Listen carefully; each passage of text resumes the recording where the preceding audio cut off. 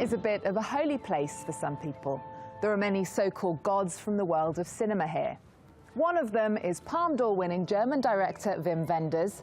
His new documentary, Pope Francis, a man of his word, takes us inside the Vatican for the first time in history. Let's go and meet him. For the first time in history, the Pope opens his doors to address the questions and issues we face together.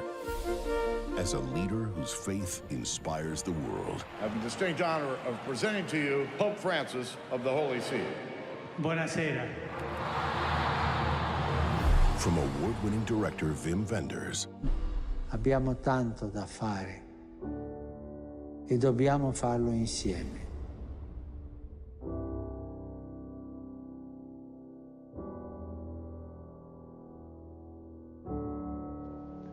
Wim Wenders, congratulations on the film. Thank you, Ev. Can you tell us something that happened off camera that was memorable to you with Pope Francis? Each time we had 4 sessions, we were both exhausted and said, okay, that's it for today. Camera stopped. The Pope got up and with a never-ending energy and enthusiasm went to each and everybody. And sometimes it was 20 people altogether. Looked everybody in the eye, talked to everybody, shook hands with everybody, had a present for everybody, and didn't make a single difference between important people like producers or electricians. And he was just as much there as he was in front of the camera. Nos dice que no se puede servir a dos señores. O servimos a Dios o servimos a las riquezas. We're smiling here in the studio at the looks of this car. We are used to the big American limousines, and this is a Mr. Bean car by comparison, and yet it's going to take him around town. He talks a lot about waste and extravagance and poverty in the film. Cannes is a very extravagant place. What do you think he would make of the Cannes Film Festival? It's a place of communication, that's for sure. As such, he'd probably be interested because he wants to communicate.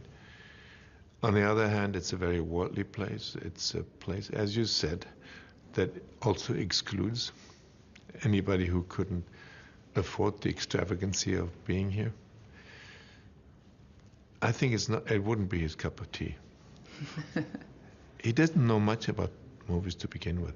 First thing he told me, I heard about you, and they said good things about you, but you must know I haven't seen a single one of your film, and you shouldn't be sad about it because I don't know movies. It's not my thing. I like people. I don't need images of people. Was there a limit to what you could ask him? There was no off-limit question. But of course, and I asked him altogether 55 questions. Of course, the film, in the end, shows a little excerpt of our 8 hours of conversation. Especially, I had all this space for all these encounters with other people, for all his presences all over the world in prisoners, in hospitals, in the American Senate, in front of the United Nations. So altogether, our 8 hours shrank into 1 hour. Wim, you won the Palme d'Or and with Paris, Texas, back here in 1984. You've made some of the most profound films about America. What do you think of America today? We share that phenomena not just with America, but we share it with other territories of the world, with powerful nations, with Russia, with China, with Turkey. We share that fate that we have world leaders who are moral dwarfs and who are not capable of, what should I say, empathy, and who are strictly into power. And so each morning I wake up, I'm a little sad that I wake up into this world, but then again, it also empowers many people to want to change this and to want to think of a moral revolution, and that is what we need on our planet.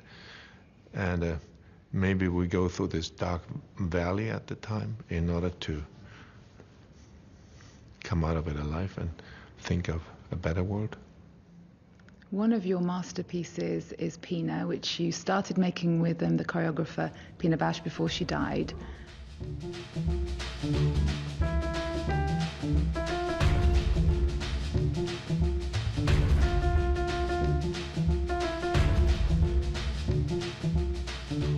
Tell us about this decision to mix technology with cinema and dance. Technology is only good if it enhances our possibilities. And the 3D technology helped me to finally do justice to the beauty of Pina's art. And that's what technology is good for, to seize things that before cameras couldn't seize.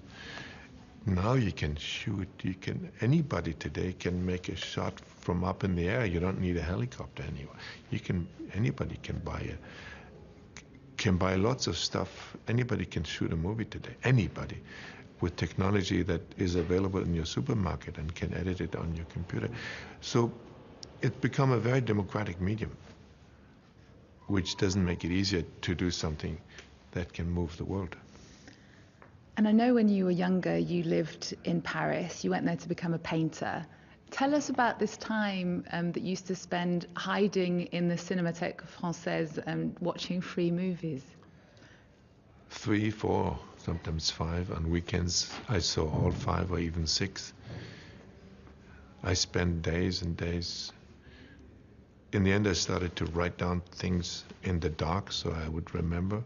Because if you see 5 films in a row, some people do that in Cannes. When you go to bed, it becomes one movie. So I had to start to write to remember things I noticed. And I just learned. I had a crash course in the history of cinema, and I just learned what that is, that it's a craft. I learned to distinguish styles. I learned what it takes to make a movie. And then I realized this is a better medium than anything I knew before. It is music and architecture and writing and painting and photographer all rolled into one cinema. That's it. That is the best thing you can do. There's nothing better. Wim Wenders, thank you. Thank you very much.